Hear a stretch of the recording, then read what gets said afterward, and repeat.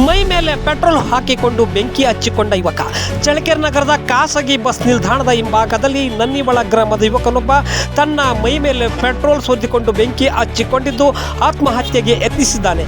ಇನ್ನು ಅರ್ಧಂಬರ್ಧ ಸುಟ್ಟ ಸ್ಥಿತಿಯಲ್ಲಿ ಗಂಭೀರವಾಗಿ ಗಾಯಗೊಂಡಿದ್ದು ಅವನನ್ನು ಸಾರ್ವಜನಿಕ ಆಸ್ಪತ್ರೆಗೆ ದಾಖಲಿಸಲಾಗಿದೆ.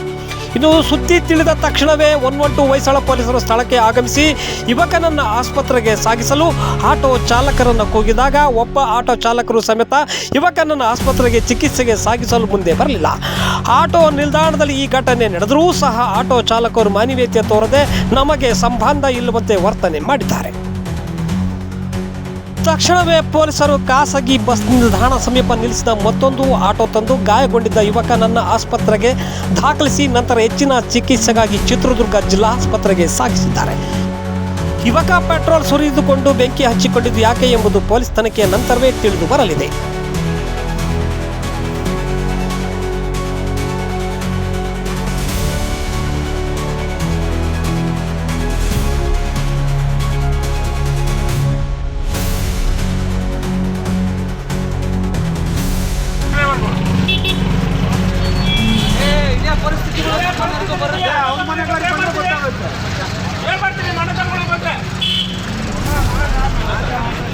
ಎಷ್ಟು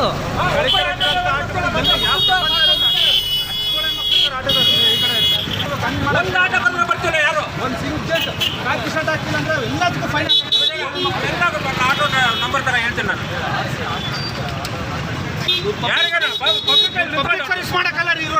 ನಂಬರ್ ತರ ಹೇಳ್ತೀನಿ ಯಾವ್ದೋ ಕೊಲ್ಟೆ ಅಂತಿದೆ ಅದೇ ರೋಡ್ಗಳು ಬಿಡು ಎಲ್ಲ ಓಡೋದ್ರು ನೋಡಿ. ಈಗ ಯಾವಾಗ ವಿಡಿಯೋ ಮಾಡ್ತಂದ್ರೆ ಎಲ್ಲರೂ ಓಡೋದ್ರು.